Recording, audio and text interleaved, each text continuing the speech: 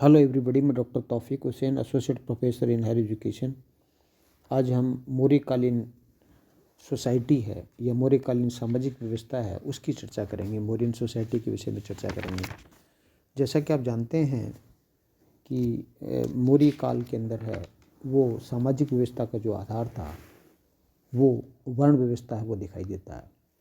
लेकिन वर्ण व्यवस्था है उतनी कठोर रूप में विद्यमान नहीं थी जितने कि धर्मशास्त्रों में हमें दिखाई देती है, क्योंकि वर्ण व्यवस्था का अनुपालन है वो बड़ा उदारतापूर्वक किया गया और इसका उद्देश्य ये था कि जिससे कि अर्थव्यवस्था है उसको मजबूत बनाया जा सके। और वर्ण व्यवस्था के अंतर्गत जो ब्राह्मण, क्षत्रिय, वैश्य और शूद्र जो चार वर्गों में समाज विभाजित था, जिसमें शूद्रों को है वो कृषि करने का अधिकार भी प्राप्त था।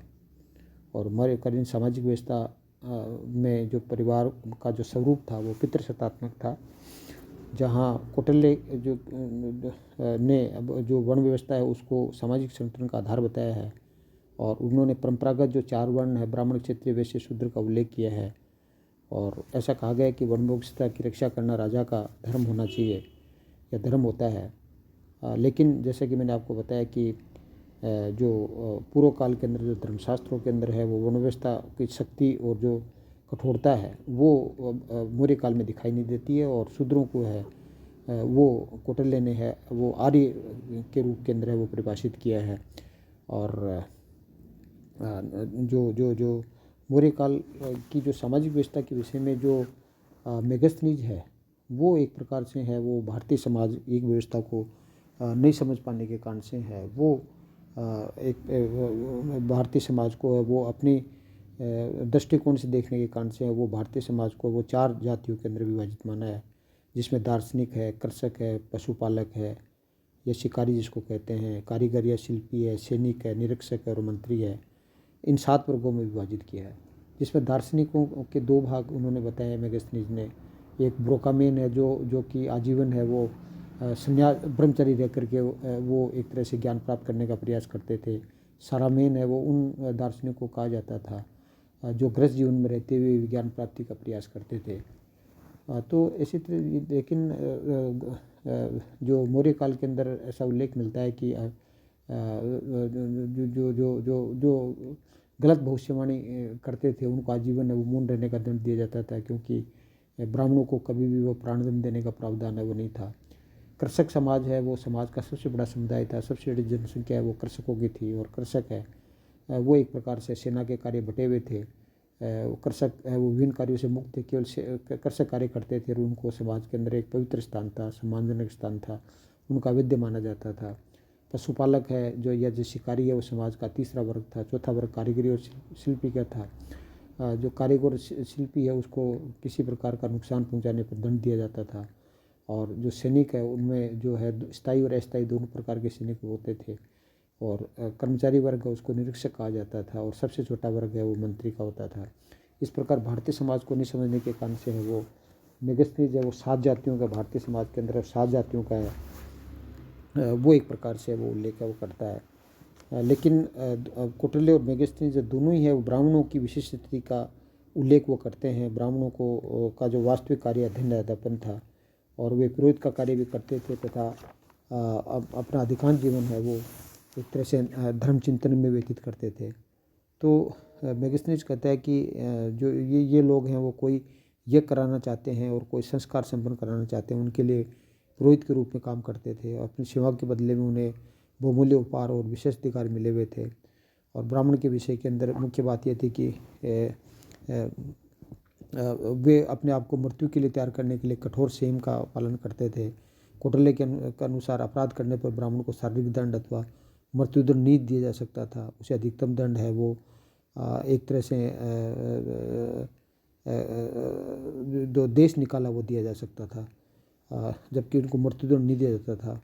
जहाँ तक मेगस्थनीज की बात है, जब मैंने आपको बताया कि मेगस्थनीज है वो 7 जातियों का उल्लेख करता है जो कि भारतीय समाज को नहीं समझने के कारण उन्होंने इस प्रकार से उसका उल्लेख वो किया है। मौर्य काल के अंदर है वो जो 4 आश्रमों का उल्लेख कौटिल्य करता है और राजा को आश्रम जो व्यवस्था उसका रक्षक है वो कहा गया है। मेगस्थनीज ने 4 आश्रमों का प्रबंध विभाजन के बारे में अपनी एक तरह से अनभिज्ञता प्रकट की है, जबकि कौटिल्य ने 4 आश्रमों के बारे में उल्लेख किया है।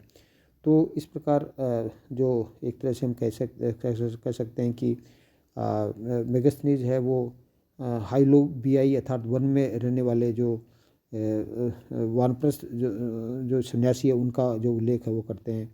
और कौटिल्य है वो एक तरह से ये लिखता है कि कोई भी व्यक्ति या पुत्र और पत्नी के लिए उचित व्यवस्था किए बिना है वो संसार और गृहस्थ जीवन के दायित्वों से विमुख होकर के संन्यास नहीं बन सकता।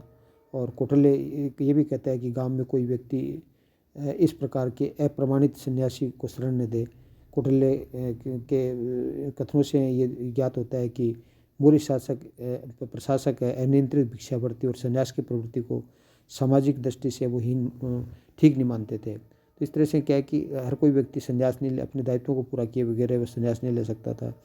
तो एक तरह से क्या है कि एरियन है वो सेपिस्टों सन्यासियों के संबंध में एक बड़ी महत्वपूर्ण बात लिखता है कि सोफिस्ट किसी भी वर्ण के हो सकते हैं, क्योंकि सोफिस्ट का जीवन सरल नहीं होता था, अपितु वो सोफिस्ट अर्थात सन्यासी का जीवन बड़ा कठिन होता था। तो इससे ये संकेत मिलता है कि किसी भी वर्ण का व्यक्ति सन्यासी का जीवन ग्रहण कर सकता था। तो इस प्रकार हम कहते हैं कि मौर्य काल के अंदर जहाँ तक जो हम बात करें कि स्त्रियों की स्थिति की बात करें तो मौर्य काल में स्त्रियों की स्थिति है वो धर्मशास्त्रों की अपेक्षा है वो थोड़ी ठीक दिखाई देती है। और यहाँ पर क्या है कि स्त्रियों की सुरक्षा और उसको मौर्य काल में स्वतंत्रता प्राप्त थी और उसको एक तरह से स्त्रियों को विवाह विच्छेद का अधिकार था और परिवार के अंदर स्त्री की स्थिति सुरक्षित थी, स्त्री धन का उसका पूर्ण उस पर स्वामित्व था। और मौर्य काल में विधवाओं का उल्लेख मिलता है, लेकिन जो पुनर्विवाह न करके जो विधवा है वो स्वतंत्र रूप से सम्मानपूर्ण जीवन व्यतीत कर सकती थी, ऐसी स्त्री को कौटिल्य वो छंदवासिनी है वो विधवा की संज्ञा देते हैं। और कौटिल्य कहता है कि यदि पति से प्रताड़ित होने पर स्त्री न्यायालय का शरण ले सकती थी। स्त्रियों के विरुद्ध किए जाने वाले अपराधों पर है वो कौटिल्य कहता है कि कठोर दंड की व्यवस्था थी। और स्ट्रैबो ये लिखता है कि कुछ सन्यासियों के साथ स्त्रियाँ विद्यार्थियों का जीवन व्यतीत करती थी, कुछ स्त्रियाँ सैनिक शिक्षा भी प्राप्त करती थी और जैसे कि राजा की अंगरक्षक के रूप में भी स्त्रियों कार्य करती थी और कुछ स्त्रियां गुप्तचरों का कार्य भी करती थी। जहाँ तक विवाह का प्रश्न है वो विवाह अंतर्जातीय और अंतर्वर्णीय विवाह है, दोनों के उदाहरण मिलते हैं। कौटिल्य कहता है कि 16 वर्ष की अवस्था के अंदर लड़का और 12 वर्ष की अवस्था के अंदर लड़की है विवाह योग्य है वो होनी चाहिए। और जो धर्मशास्त्रों के अंदर जो विभिन्न प्रकार के जो विवाह 8 प्रकार के विवाह हैं जिनमें 4 विवाह हैं, जैसे जिसमें ब्रह्म प्रजापति आर्ष देव और जो विवाह हैं, इन 4 विवाहों को है वो एक तरह से कहना चाहिए कि विधि सम्मत माना जाता था, जबकि असुर गांधर्व और राक्षस पिशाच को है विधि सम्मत नहीं माना जाता था। तो इसके अलावा जो दहेज है वो एक प्रकार से क्या है कि एक लोकप्रिय प्रथा नहीं थी। बहुविवाह यदि प्रथा थी लेकिन निंदनीय बहुविवाह प्रथा को निंदनीय नहीं माना जाता था। और मेगास्थनीज ये कहता है कि भारतीयों को कई स्त्रियाँ रखने की प्रथा मौजूद थी। और कौटिल्य तो यहाँ तक कहता है कि पुरुष कितनी भी स्त्रियाँ ऐसे विवाह कर सकता है, स्त्रियाँ संतान उत्पन्न करने के लिए ही हैं, इस प्रकार का कथन कौटिल्य कहता है। कौटिल्य के अनुसार पुरुष स्त्रियाँ दोनों पुनर्विवाह का अधिकार था। यदि पति की मृत्यु हो जाती थी और उसने यदि पति ने संन्यास ग्रहण कर लिया तो और दीर्घकाल तक ये विदेश चला जाता था, तो ऐसी स्थिति में स्त्रियाँ पुनः विवाह कर सकती थी। पुरुष और स्त्रियाँ दोनों को विवाह विच्छेद का था तलाक का अधिकार प्राप्त था। और कौटिल्य है वो तलाक के लिए मोक्ष शब्द का इस्तेमाल करता है। कौटिल्य कहता है कि यदि पति का चरित्र अच्छा ना हो, यदि वह प्रदेश चला गया हो, नपुंसक हो, राजद्वेषी हो और स्त्री को अपने प्राणों का भय हो तो यदि वह पति पतित हो गया हो तो ऐसी स्थिति में नपुंसक हो तो वो पत्नी उसका है वो परित्याग कर सकती है। और तो कौटिल्य कहता है कि स्त्रियों को पुनर्विवाह और विवाह विच्छेद के जो अधिकार दिया गया था वो धर्मशास्त्रों में नहीं मिलते हैं। तो स्त्रियों के प्रति कौटिल्य की संवेदना है वो बड़ी उदार थी। इसके अलावा जो कौटिल्य है वो एक प्रकार से या हम कहें कि मौर्य काल के अंदर है वो कुछ स्त्रियां हैं वो वेश्या का जीवन व्यतीत कर करके अपना जीवन यापन करती थी, उनको रूपा जीवा है वो कहा जाता था। और जो स्त्रियां हैं वो केवल घरों में रहती थी उसको अनिष्कासिनी कहा जाता था। तो कौटिल्य ने क्या है कि स्त्री शिक्षा की निषेध की बात वो करता है और शिक्षा से वंचित रहने के कारण स्त्रियां हैं वो मानसिक स्थिति उनका संकुचित था, नैरो माइंडेड थी। और कुछ स्त्रियां थी जो बौद्धिक जीवन व्यतीत करती थी। तो स्त्रियों की दशा है वो एक तरह से है स्मृति काल की अपेक्षा ज़्यादा सुरक्षित थी।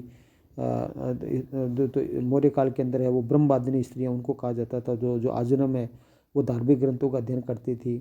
और ऐसी स्त्रियां जो केवल विवाह तक अपना अध्ययन जारी रखती थी उसको सदोवा स्त्रियां कहा जाता था।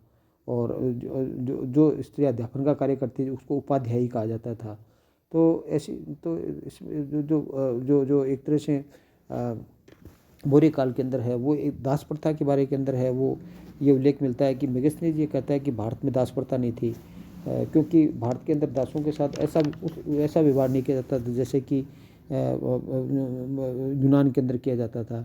इसलिए भारत में दासों के साथ है वो एक अच्छा व्यवहार किया जाता था। इसलिए भारत की सामाजिक व्यवस्था को समझ नहीं सका, इसलिए मेगस्थनीज ने कहा कि भारत के अंदर है वो दास प्रथा नहीं थी, क्योंकि भारत में दासों के साथ कड़ा और अमानुषिक व्यवहार वो नहीं किया जाता था।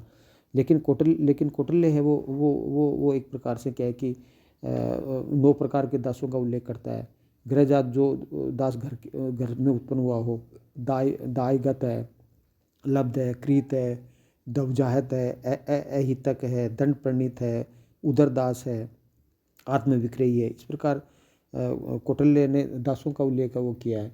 तो कौटिल्य ने एक प्रकार से जो 2 प्रकार के दासों का उल्लेख किया है। और लेकिन कोई दासी स्त्री के साथ यदि अनाचार करता था तो ऐसी स्थिति के अंदर क्या है कि उसको दासत्व से मुक्त कर दिया जाता था। और दासों को उनकी तथा उनके माता पिता की संपत्ति है का अधिकार था। और जो श्रमिक दास होते थे उनसे विभिन्न प्रकार के कृषि कार्य भी लिया जाता था। और कौटिल्य के अनुसार यहाँ पर शूद्रों की स्थिति है वो भी ठीक थी। और एक तरह से हम कह सकते हैं कि मेगस्थनीज है वो ये कहता है कि भारत की सामाजिक व्यवस्था के बारे में ये कहता है कि भारतीय आचार व्यवहार सरल और साधु था और जीवन सुखी था। भारतीय मितव्ययी थे, वो लोग मदिरा का सेवन नहीं करते थे, यज्ञ के समय सुरापान होता था। भारतीय लोग सत्य और गुण का आदर करते थे। चोरी की घटनाएं भारत में बहुत कम थी, इसलिए लोग घरों के ताले नहीं लगाते थे। मेगस्थनीज ने भारत की सौंदर्य प्रेम का उल्लेख भी किया है। मेगस्थनीज कहता है कि पाटलिपुत्र के लोग हैं वो बिल्कुल सरल जीवन व्यतीत करते थे, सौंदर्य प्रेमी थे और अपने चलन में सादगी के प्रतिकूल भारतीय लोग हैं वो बारीकी और सजावट के प्रेमी थे। वस्त्रों पर सोने का काम किया जाता था। और एक तरह से क्या है कि कौटिल्य ये कहता है कि तमाशा जो है वो व्यापक रूप से प्रचलन था तमाशे का। और एक प्रकार से कौटिल्य कहता है कि जो व्यक्ति रंगमंच पर अभिनय करके अपने आजीविका कमाते थे उसको रंगोपजीवी कहा जाता था। तो अशोक के अभिलेखों में भी समाज का उल्लेख किया है और ऐसे समाजों में होने वाले हिंसात्मक कार्यों को निषेध भी कर दिया गया था। तो एक तरह से समाज के अंदर मनुष्य और पशुओं के मलयुद्ध हुआ करते थे। मेगस्थनीज और यूनानी लेखक है मनुष्य, हाथियों, सांडों और अन्य पशुओं के मलयुद्ध का उल्लेख किया है। तो शिकार मनोरंजन का प्रमुख साधन था और जनता मनोविनोद के लिए है वो हिरणों, चिड़ियाघरों और सर्पगृहों की व्यवस्था भी है वो मौर्य काल के अंदर वो की जाती थी। तो इस प्रकार मौर्य काल के अंदर जो विभिन्न प्रकार की आमोद प्रमोद के साधन हैं वो एक प्रकार से प्रचलित थे। और जहाँ तक वस्त्र आभूषण रीति रिवाज का प्रश्न है, स्त्री पुरुष दोनों ही जो है वो आभूषण धारण करते थे। आभूषण सोने, चांदी और धातु से के बने होते थे। पटना के अंदर मौर्य कालीन स्त्रों का जो उत्खनन किया गया, उत्खनन में विभिन्न प्रकार के मर्दबांड और आभूषण निकले हैं। और बर्तनों का प्रचलन पुरातात्विक उत्खनन से मिलता है। मकान प्रस्तर और पक्की ईंटों से बनते थे। पुरुष अपनी स्थिति के अनुसार आभूषण पहनते थे और वस्त्रों के साथ भी पहनते थे। साधारणतः पुरुष सूती वस्त्र धारण करता था और धनी जो पुरुष है रेशमी और जरी के वस्त्र धारण करते थे। तो भारतीयों उस मौर्य काल में भारतीयों का बारीक वस्त्र पहनना अधिक अच्छा लगता था। पुरुषों और स्त्रियों को के वस्त्र साधारणतः एक अधोवस्त्र और एक उत्तर ये हुआ करता था। तो मेगस्थनीज ने तत्कालीन सामाजिक रीति रिवाजों पर भी अच्छा प्रकाश डाला है। उस समय लोग व्यायाम करते थे, एक तो जिम का प्रचलन था। व्यायाम करने से पूर्व है वो तेल की मालिश करना पसंद करते थे। मृत व्यक्ति को जलाया जाता था, उसकी भस्म पर समाधि नहीं बनाई जाती थी। धनी व कुलीन वर्ग के व्यक्ति है वो ठाट बाट से रहते थे। रत्न जड़ित व जरी के वस्त्र पहनते थे, सिर पर छत्र धारण करते थे। तो इस प्रकार इन विभिन्न प्रकार की जो जानकारी से स्पष्ट है कि मौर्य काल के अंदर है वो लोग सभ्य थे, शिष्ट थे और उनका जीवन सादा था और नैतिकता से परिपूर्ण था। लोग संपन्न थे, ईमानदार थे। और इस काल की जो सामाजिक व्यवस्था की स्थापना में है वो राज्य की भूमिका भी महत्वपूर्ण थी, क्योंकि वर्ण व्यवस्था को लागू करने का जो दायित्व था वो एक प्रकार से है वो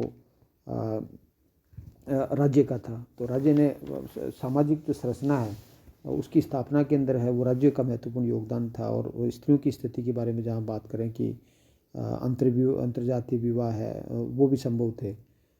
तो इस प्रकार हम कह सकते हैं कि मौर्य काल में जो शूद्र है उनको जो कृषि कार्य के लिए भी लगाया जाता था और उनको आर्य शब्द का इस्तेमाल भी उसके लिए किया गया है। तो इस तरह से हम कह सकते हैं कि कुल मिलाकर के मौर्य काल के अंदर है जो सामाजिक ढांचा है वो काफ़ी हद तक है वो अच्छा था। और स्त्रियों की स्थिति है वो धर्मशास्त्रों की अपेक्षा उनके सुरक्षा के लिए विभिन्न प्रकार के जो कानून है वो बने हुए थे।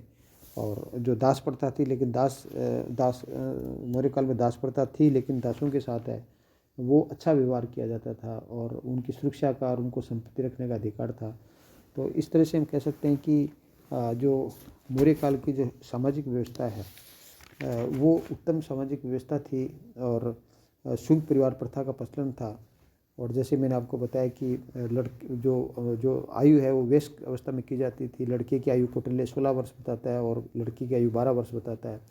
और जो स्मृतिकालीन जो 8 विवाह के प्रकार है वो मौर्य काल में प्रचलित थे।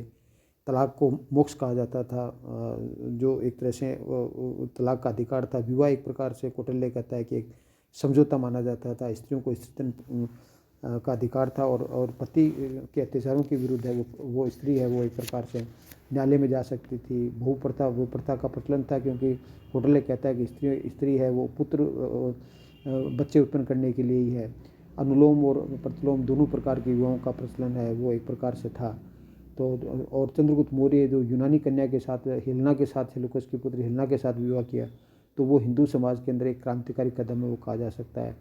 तो स्त्रियां हैं वो अंगरक्षकों के रूप में, उस समय भी अंगरक्षकों के रूप के अंदर है वो नियुक्त की जाती थी। और अर्थशास्त्र में स्त्री के लिए सूर्यपस्या, सूर्य को न देखने वाली, और अवरोधन और अंतःपुर जैसे शब्दों का प्रयोग किया गया है। इससे ये पता चलता है कि समाज में पर्दा प्रथा विपरीत रही होगी।